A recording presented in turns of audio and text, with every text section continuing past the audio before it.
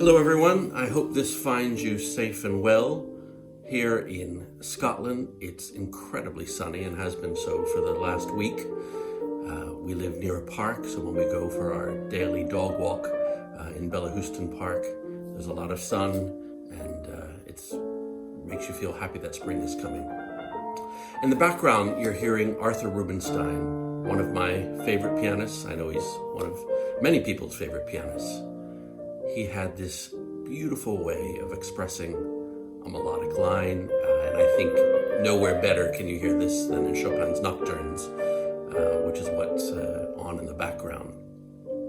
When I was growing up, one of the books I remember reading, I think it came out when I was 12 or so, was his autobiography. My Young Years was the first volume. I think it came out in 1973. I don't know if it's still available, but libraries might have it. It was a wonderful book for me from this sort of sheltered state of Delaware to read about this pianist at the end of the 19th century into the early 20th century, traveling the world, playing in the courts of counts, getting to know Szymanowski, getting to know Stravinsky, living sometimes hand to mouth before his next concert tour. Later biographies have shown that a lot of what he says in here wasn't necessarily true. He made some things up. Some of the names have been changed, maybe to protect some folks.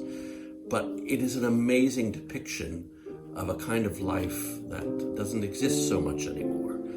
Traveling in between countries without a passport, relying on the patronage of the wealthy for sure, but playing in these beautiful salons where some of the music, some of the chamber music, some of the intimate piano pieces were actually meant to be played in. They've been created for that.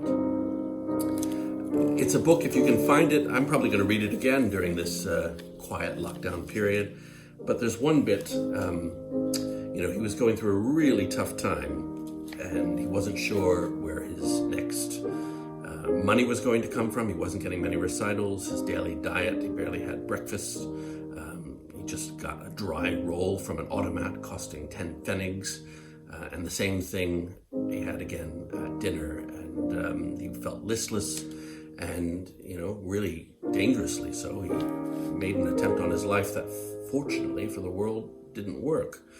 And he cried for a long time after that, he writes. And after that, he began to, play the piano again. And the music was of great solace to him. And then he walked outside and he says, I looked at everything around me with new eyes, as if I'd never seen any of it before. The street, the trees, the houses, the dogs chasing each other, all the men and the women, all looked different. The noise of the great city, I was fascinated by it all. Life seems beautiful and worth living, even in a prison or in a hospital, as long as you look at it that way. And he had all these deep thoughts, what gave birth to the universe? What is the reason for existence? And he said, in the chaos of these thoughts, I discovered the secret of happiness, and I still cherish it. Love life for better or for worse, without conditions. And I remember as a 10 or 11-year-old, that affected me deeply. And, I tried to keep that sense of optimism. I tried to eat a lot of chocolate mousse because that seemed to work for him. It was one of his favorite foods. And I hope you enjoy listening to some of his music if you get a chance. I'm sure it's on YouTube.